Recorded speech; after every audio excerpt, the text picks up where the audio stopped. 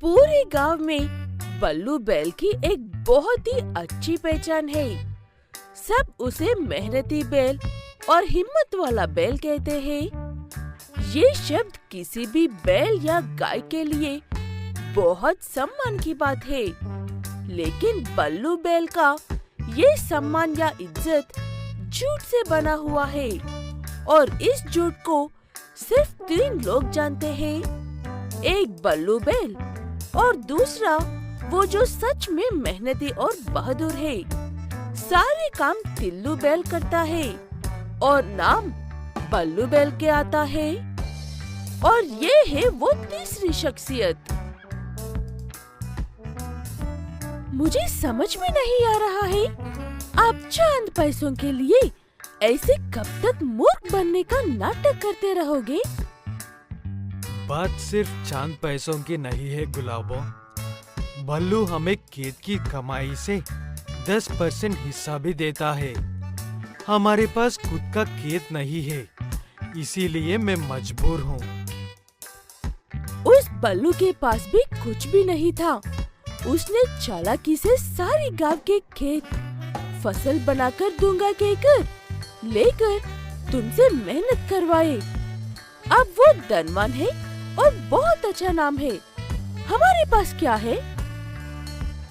ऐसे कहते हुए गुलाबो गाय जिद करके टिल्लू बैल का काम बल्लू बैल के पास बंद ही करवा देती है।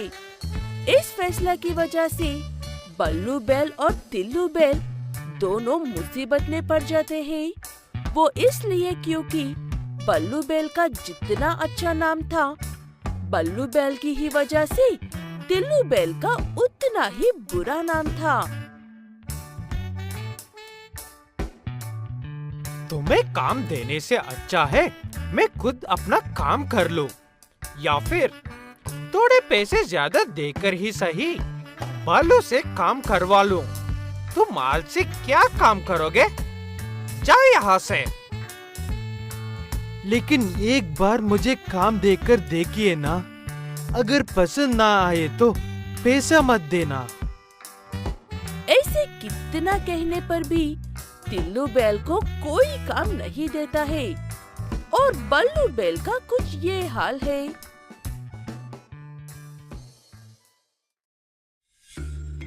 मैं अपने दूसरे खेत में काम कर रहा हूँ, इसीलिए ये खेत आपको दे रहा हूँ। वैसे भी तो ये काम आपके लिए आधे दिन का भी नहीं है। मेरी बात समझो दोस्त, मैं तुम्हारा काम नहीं ले सकता हूँ। मेरे सर पर पहले से ही 50 खेतों का काम है।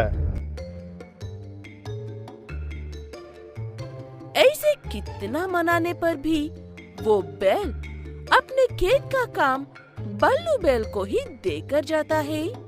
अपनी इज्जत बचाने के लिए बल्लू बैल खुद ही जिंदगी में पहली बार मेहनत करने के लिए घर से बाहर निकलता है। तभी उसका सामना टिल्लू बैल से होता है।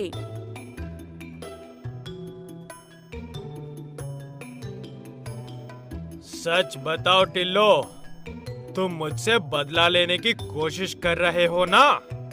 याद रखना, अगर यही तुम्हारा इरादा है तो अंत बुरा होगा। मेरा ऐसा कोई इरादा नहीं है। मैं बस खुद का तरह जीना चाहता हूँ। मैं जो हूँ वैसा, ना कि लोग मुझे जैसे समझते हैं वैसा। इससे तुम्हारा मेरा कोई लेना देना नहीं है। ऐसे कहकर टिल्लू बैल अपने रास्ते चला जाता है, लेकिन बल्लू बैल को अब भी लगता है कि टिल्लू बैल उससे किसी बात का बदला लेने के लिए ही ऐसा कर रहा है। इसलिए बल्लू बैल टिल्लू बैल के साथ कुछ बुरा करने के बारे में सोचता है। कुछ भी हो जाए, लेकिन पकड़े मत जाना। वो टिल्लू बैल बहुत ताकतवर है। तुम बस उसके घर को आग लगाओ और भाग जाओ वहाँ से। ठीक है कहकर एक लालची बैल टिल्लू बैल के घर को आग लगाने के लिए आता है, तभी उसे ऐसा करते हुए एक बैल देख लेता है और पकड़कर सबके सामने लेकर आता है। भले ही हम में से कोई भी तिल्लू बैल को पसंद नहीं करते हैं, लेकिन उसके घर को आग लगा देना ये बहुत बड़ा जुर्म है। अगर कोई भी ना देखता तो टिल्लू और उसकी पत्नी की जान भी जा सकती थी। ऐसे कहकर सारे गांव वाले एक ही आवाज बनकर बात करने पर वो लालची बैल डर जाता है और बता देता है कि उसने ये सब बल्लू बैल के कहने पर ही किया है और उसने इससे पहले भी बहुत बार बल्लू बैल के कहने पर बहुत गलत काम किए हैं। ये बात भी मान लेता है। सभी बैल और गाय मिलकर बल्लू बैल की खूब पिटाई करने पर बल्लू बैल सारी सच्चाई बता देता है, कैसे वो तिल्लू बैल से मेहनत करवाकर खुद मेहनती और बहादुर बैल का नाम लिए घूम रहा है। सच्चाई पता चलने के बाद सभी लोग तिल्लू बैल से माफी मांगते हैं और गांव के बीच में उसकी एक मूर्ति बनवाकर बल्लू बैल को हर रोज उस मूर्ति को साफ करने का काम देते हैं। मध्यपुर नाम के गांव में काइजर नाम का एक ताकतवर बैल रहता है। काइजर उस गांव का रखवाला है और अपना काम बहुत अच्छे से करता है। सुना है तुम्हें उस टूना बैल ने फिर से चेतावनी दी है। आखिर उसकी परेशानी क्या है? दूसरे बैलों को परेशान करना उसे अच्छा लगता है। जब मैं उसे रोकने की कोशिश करता हूँ, तब वो ऐसे ही चेतावनी देता है। ये सब उसका और मेरे लिए आम बात है। ये लड़ाई झगड़े बंद करो, कुछ ही दिनों में हमारा बच्चा आने वाला है। काइजर अपनी पत्नी के सामने ऐसे जताता है कि उसने उसकी बात मान ली है, लेकिन वो कभी भी अपने काम की जिम्मेदारी से पीछे नहीं हटता है। इसलिए टूना भी काइजर के प्रति अपने मन में गुस्सा भर लेता है। सुनने में आया है कि तुम बाप बनने वाले हो काइजर।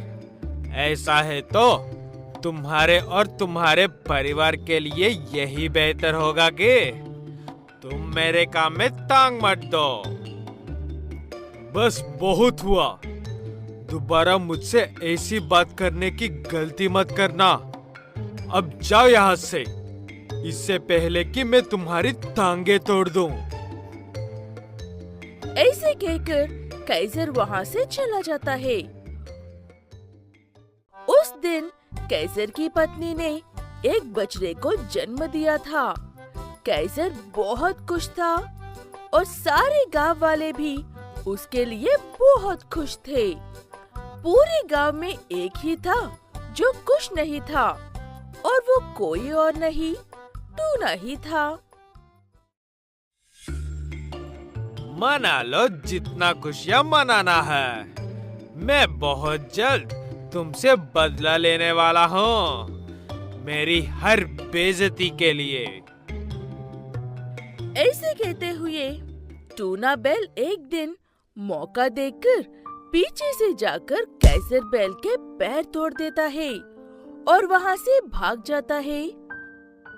उसके बाद गांव में अब सिर्फ टूना का ही राज चल रहा था। इसलिए गांव में दूसरे गाय और बैल ऐसी बातें कर रहे हैं।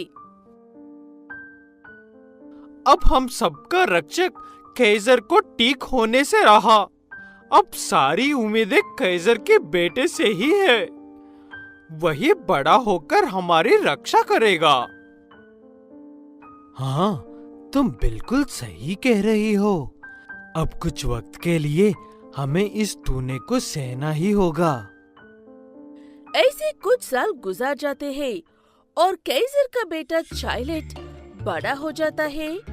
इस बीच टूना अपनी हर मनमानी पूरी करता है और एक दिन टूना और चाइलेट का सामना होता है।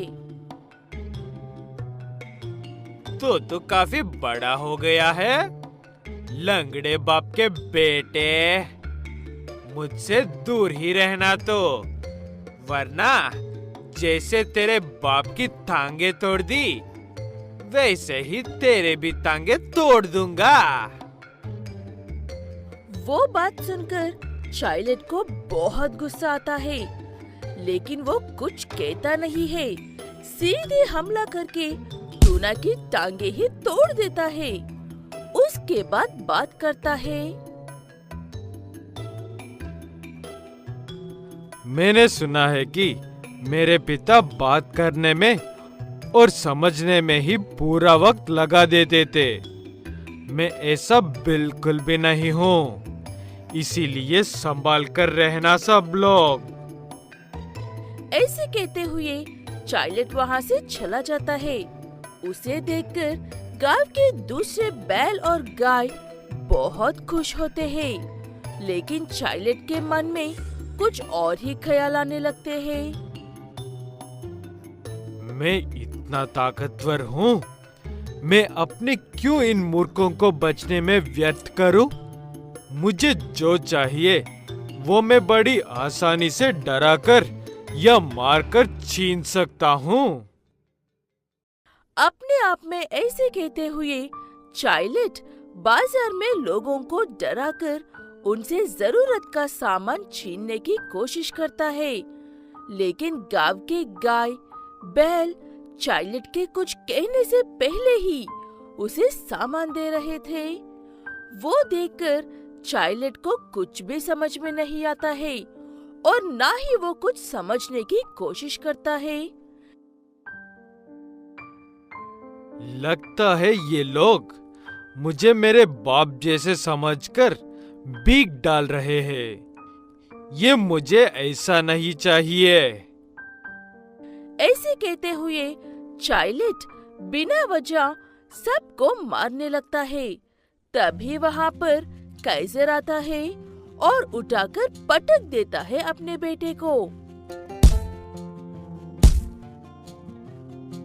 मुझे माफ कर दो आप सब। इस नालायक की वजह से अब सबको तकलीफ हुई है, लेकिन अब मैं लौट कर आ गया हूँ पहले की तरह।